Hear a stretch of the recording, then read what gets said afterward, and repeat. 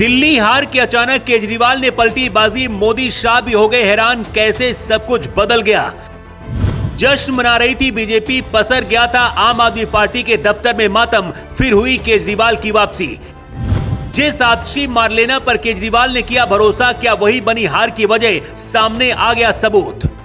2014 में जब मोदी लहर थी तब केजरीवाल 2 बार मुख्यमंत्री बने। जब 2019 में मोदी की सुनामी आई तब भी केजरीवाल फिर मुख्यमंत्री बने, लेकिन इस बार कैसे पीछे रह गए, वजह जानकर हैरान रह जाएंगे।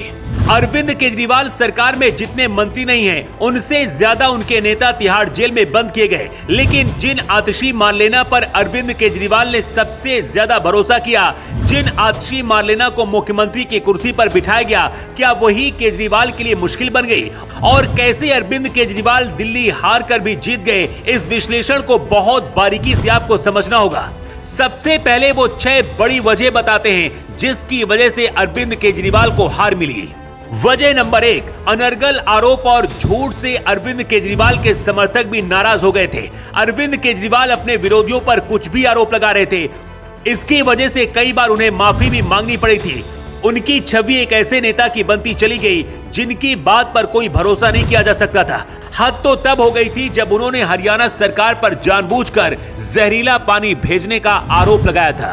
दूसरी सबसे बड़ी वजह, शीश महल से उनकी छवि को बहुत धक्का लगा। अरविंद केजरीवाल राजनीति में आने से पहले कहा था कि वो वीवीआईपी कल्चर को खत्म करेंगे।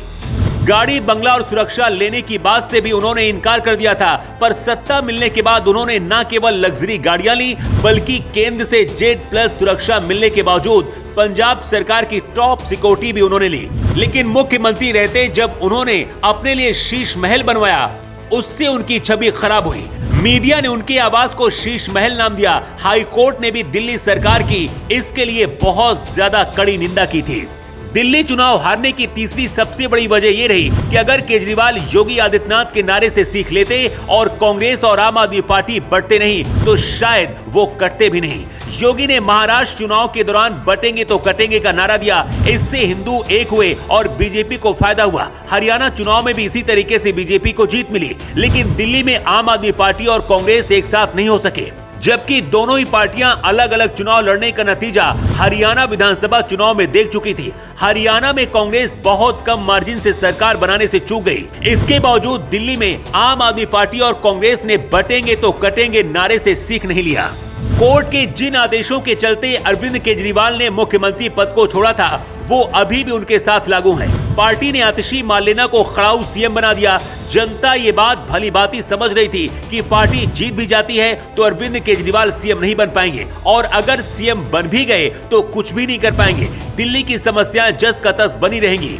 अगर आम आदमी पार्टी ने अरविंद केजरीवाल की जगह किसी दूसरे को सीएम कैंडिडेट बनाया होता तो शायद तस्वीर कुछ अलग होती। इसके साथ ही आतिशी ने भी खुद को खड़ाऊ सीएम साबित कर दिया था। अपने बगल में केजरीवाल की कुर्सी रखकर सीएम बने। ऐसे में दिल्ली की जनता को लगा कि इनको सत्ता से हटाना ही बेहतर होगा, क्योंकि केजरीवाल का भविष्य तो तिहाड़ जेल में है। सबसे हैरान करने वाली बात यह है कि आम आदमी पार्टी का पूरा टॉप ऑर्डर भी धराशायी दिखा। अरविंद केजरीवाल, मनीष सिसोदिया, मुख्यमंत्री आतिशी मारलेना और अवध ओझा जैसे कैंडिडेट भी बहुत ज्यादा पिछड़े नजर आए। दोपहर 12 बजे तक ये सभी हार की तरफ तेजी से बढ़ रहे थे। आम आदमी पार्टी के सामने सत्ता बचाने की चुनौती है, लेकिन एग्जिट पोल के आंकड़े इससे उलट हैं। एक दशक में आम आदमी पार्टी ने दिल्ली के साथ पंजाब में पूर्ण बहुमत की सरकार बनाकर गुजरात से लेकर गोवा तक जीत दर्ज करके राष्ट्रीय पार्टी बन गई थी, और प्रधानमंत्री बनने का भी ख्वाब केजरीवाल देखने लगे थे। लेकिन शराब घोटाला कांड के बाद केजरीवाल बुरी तरह से फंसते चले गए और इसी में फंसकर दिल्ली की सत्ता गंवानी पड़ी। केजरीवाल ने दिल्ली में एजुकेशन सिस्टम को पूरे देश से बेहतर किया और इसके लिए उन्हें जाना जाएगा। इसके साथ ही महिलाओं के लिए काम किया, फ्री बिजली और पानी देकर जो साबित किया वो बीजेपी सरकार भी अपने यहाँ नहीं कर पाई है। अरविंद केजरीवाल की सबसे बड़ी गलती ये रही कि उन्होंने सीधा मोदी शाह को टारगेट किया और सीधा उन्होंने केंद्र सरकार से विरोध मोल लिया। इसके साथ ही हिंदू विरोधी छवि भी उनकी बनती चली गई।